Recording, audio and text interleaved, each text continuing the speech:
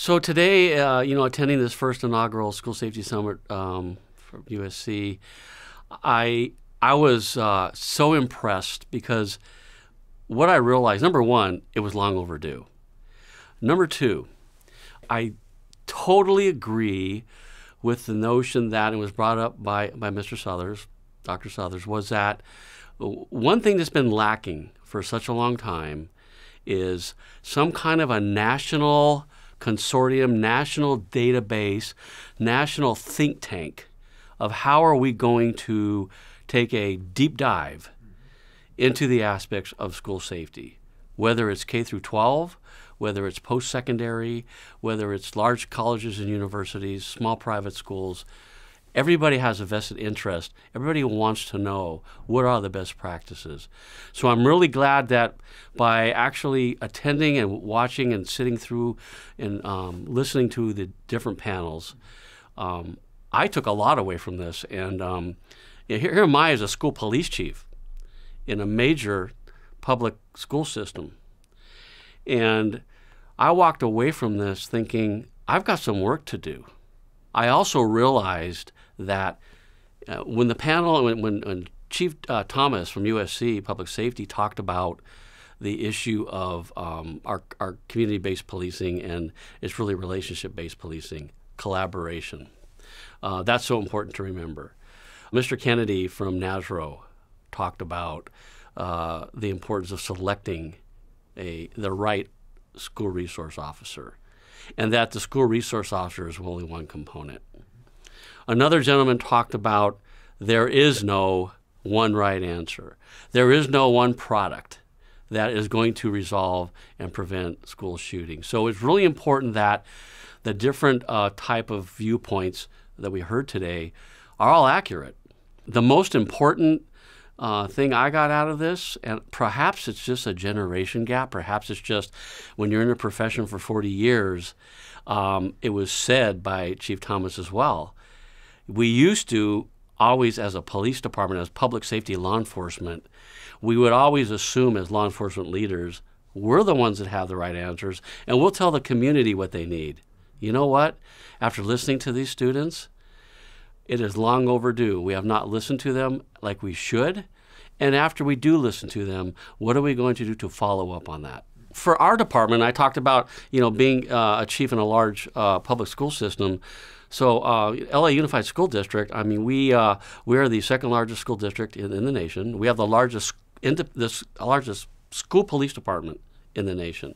We employ a total of about 550 employees, 400 sworn officers, about another 120 that are civilian safety officers that are not armed.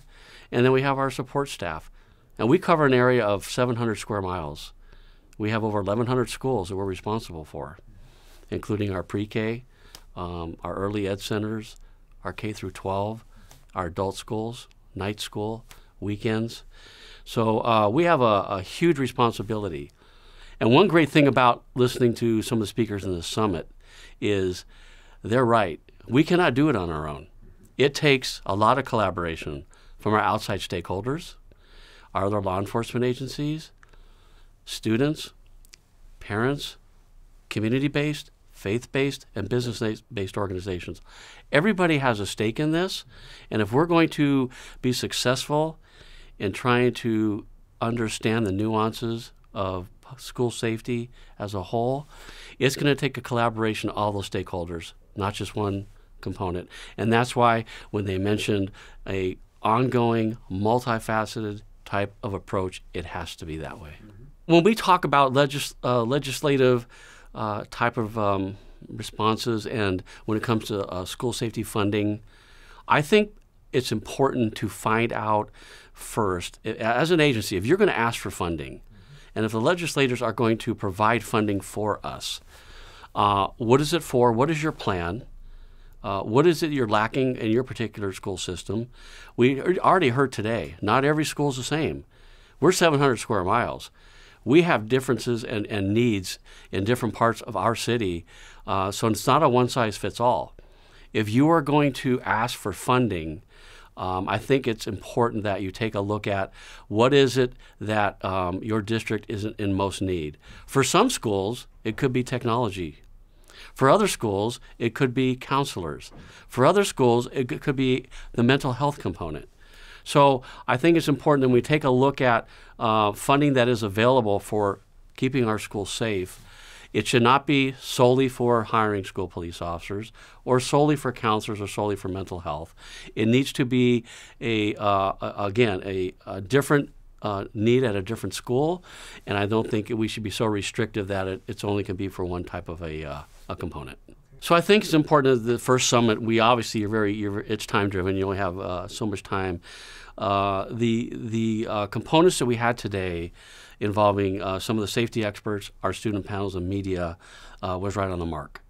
But as we move forward, the summit for next year, there are some components that I feel are absolutely essential, and that would be our parents, our administrators, and our teachers. But I would also point out that we can't wait a year for another summit. It's got to be quicker than that. Thanks for the opportunity to be a part of this. I sit here and I ask myself, as a safety leader in education sector, why did we take so long to have to come up with? And there's a lot of safety summits out there. There's a lot of training out there. There's a lot of things out there. There's a lot of companies selling all kinds of great stuff. But the focus on making a national conversation is where we need to be. And for that, I appreciate USC's efforts in that.